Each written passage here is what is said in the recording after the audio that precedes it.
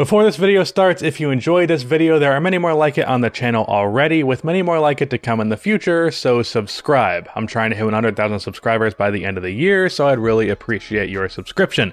Also, drop a like on the video so that it will do better in YouTube's algorithm. Today, I decided I wanted to do a simple and non-controversial video. As of late, I've been dishing out a lot of hot takes and putting out some strong opinions, like the Tim Duncan and Karl Anthony Towns video where I essentially just yelled at thousands of people to be nice. And I don't know about y'all, but being inside all the time has made me pretty pissy. I don't know why. I think I have some cabin fever.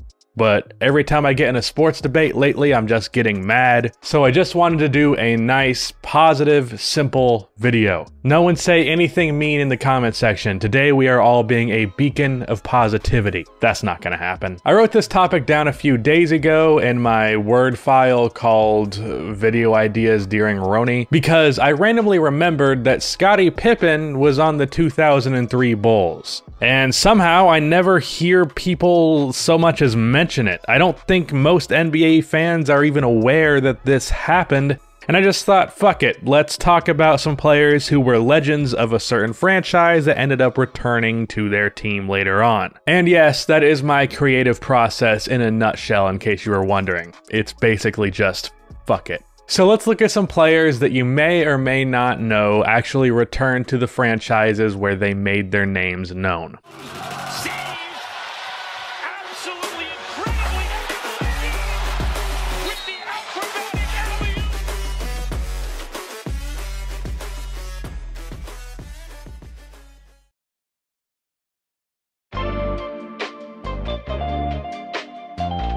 First, since he's the reason I decided to make this video, let's start by talking about Scottie Pippen and his journey to the 2003 Bulls. As I would hope we all know, Scottie Pippen is the second greatest Chicago Bull ever. As the Robin to Jordan's Batman, Pippen won 6 championships, and in the one season where prime Pippen played as the main guy rather than the sidekick, Scottie was an MVP candidate, leading the Bulls with an uncertain future to a 50-win season. Scottie is widely considered to be one of the greatest defensive players ever, and probably the greatest defensive small forward ever. Kawhi had a good chance to give him a run for his money and take that title, but with his defense dropping off a bit the past few years in favor of some more offense, Scottie is probably going to continue to hold on to that title. I guess we'll see. Offensively, he was just a freak in transition. He also had really good playmaking abilities, which is probably the most underrated aspect of Pippen as a player.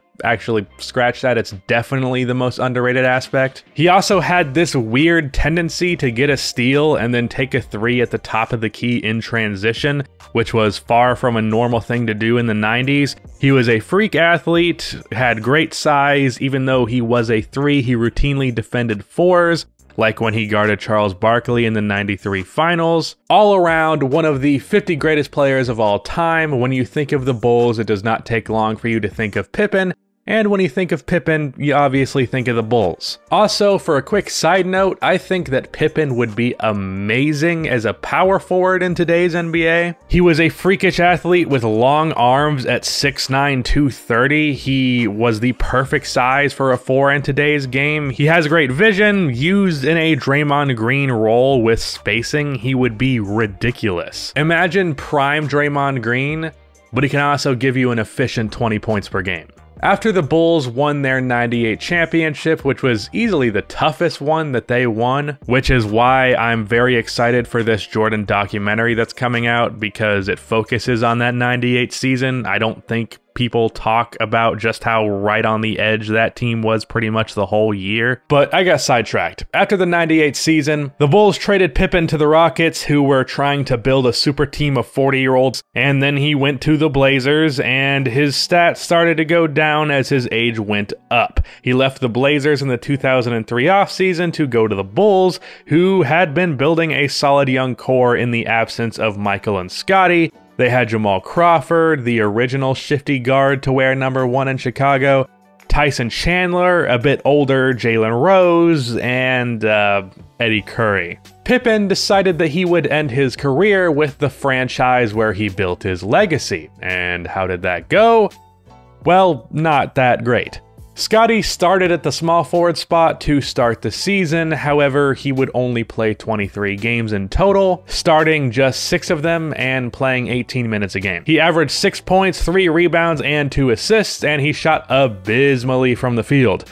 But it was really cool to see Pip in a Bulls jersey again. Also weird to think that Tyson Chandler and Jamal Crawford were teammates with Scottie Pippen at some point. That just feels like something that was 2 different time periods, but it wasn't. He did have a 17-7-4 game against the Blazers, but only a few games later, the Bulls would let Pippen go because he clearly didn't have anything left in the tank. Next, we're going to talk about Chauncey Billups, Mr. Big Shot. Unlike Scottie Pippen, Billups did not start his career on the team that he will forever be associated with. He started his career with the Celtics, where he was a lottery pick, but he would become a journeyman for a bit, playing very briefly for the Raptors. He played for the Nuggets, then he was traded to the Timberwolves, but it was with the Pistons where he found his footing and found a home. Box score wise, Billups wasn't anything crazy, but he was reliable and consistent. Really, that's the best way to describe Billups. Reliable.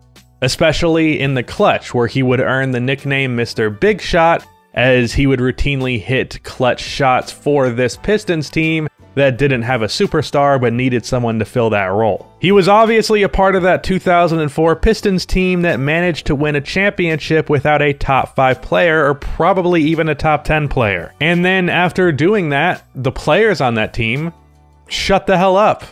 Maybe the 2008 Celtics should take some notes.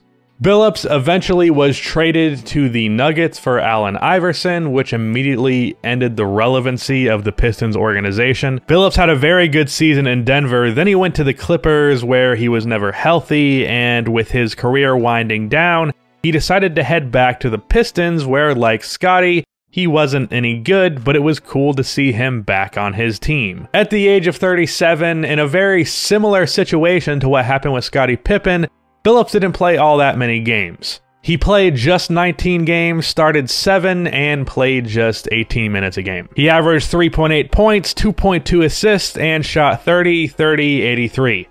Not exactly good, but again, it was cool to see him playing with Detroit again. Last but not least, actually probably least, I'm talking about another 2004 Piston, and that was Tayshaun Prince. I guess I'm showing some love to the Pistons today, which I'm sure is great for Pistons fans because they don't have many things to be happy about these days besides for Christian Wood highlights. Unlike Billups, Tayshaun was actually drafted by the Detroit Pistons, and he was immediately a really good defensive player. One of the more underrated defensive players ever, in fact. And his offense was also pretty damn underrated in itself. He was a solid distributor, had a good mid-range game, could shoot the 3, pretty athletic, a good finisher. He was just 23 years old in his second season with the Pistons when they won the championship, but his offensive game wasn't as developed. However, later in his career, he was averaging around 14 points per game while being solid both on and off ball. He's another player like Scottie who I think would be a lot better in today's game. As a matter of fact, I think I might do a video on this topic later down the line, maybe even the next video because I don't know what I'm doing yet. Prince was a 3-and-D forward with some creating ability both for himself and others, and that is a player that fits beautifully in the game that we have in 2020. In the 2004 playoffs for the Pistons, this was an era that was full of shot-creating guards, basically trying to recreate what Jordan did. Prince most nights took the responsibility of guarding the opposing team's best perimeter scorer, including in the finals, where, remember, a second-year Prince had to check Kobe, who was at the peak of his career at this point in time, and with Prince as the primary defender, Kobe averaged 22 points on just 38% shooting as Prince routinely stopped Kobe possession after possession. After that championship, as I said, Prince started to take more shots and become a bigger and bigger part of that Pistons offense, but the team never really quite put it back together after that, and because of that, Prince was eventually traded to the Memphis Grizzlies in the 2012 season, where you would think he would have fit pretty damn well into the grit and grind culture in Memphis, but he was then traded to Boston, where he played just 9 games and then traded back to the Pistons. But even though, like Pippen and Billups, his time back with his old franchise was brief, it wasn't brief because he was bad, because at this point, Prince was still a pretty damn good player. He averaged 7 points, 4 rebounds, and 2 assists, shooting 43% from the field and 42% from downtown. He played just 23 games, starting 7, playing 25 minutes a game. That's certainly much better statistics than what Pippen and Billups put up. However, he would not retire with Detroit. He decided that he would chase one more contract and go play for a horrible Minnesota Timberwolves team led by Andrew Wiggins in his rookie year, so hence the horrible. Interestingly though, his last bit of time in Detroit did come a season after Billups, so that they almost overlapped there. I guess the Pistons were really interested in capitalizing on some nostalgia for their boring and bad teams. And as for some honorable mentions, these guys just weren't brought up or put in this video really because everyone knows that they returned to their franchise because it happened fairly recently. I'm talking about Dwayne Wade and Kevin Garnett. Both KG and D Wade ended their careers on the franchises that they really made. Wade really should have never left the Heat. This photo right here is a Photoshop. We're all going to just pretend that's what reality is. But it was awesome that he ended up back in Miami where he closed out his career and was still like pretty damn good. It was cool to see Wade sauce some players even though he was at his older age. He probably could have still played for another 2 or 3 years. Like, he was still pretty damn good. And as for Kevin Garnett, I think it will be forgotten a few years from now that he ended his career in Minnesota. Like, probably 5 years from now. That won't be commonly known information, but it happened too recently for people to not be aware at the current moment. So yeah, those are 3 players, as well as KG and D Wade, who returned to their former teams. I hope this was a semi-entertaining video. I just wanted to do something that I wouldn't be pissing anybody off with, but I'm sure I still managed to pull it off. Also, in case you were unaware, LeBron James did return to the Cavaliers. I don't know if you knew that or not, but that's the end of this video. Please be sure to like and subscribe for more NBA content like this, and cue the outro music.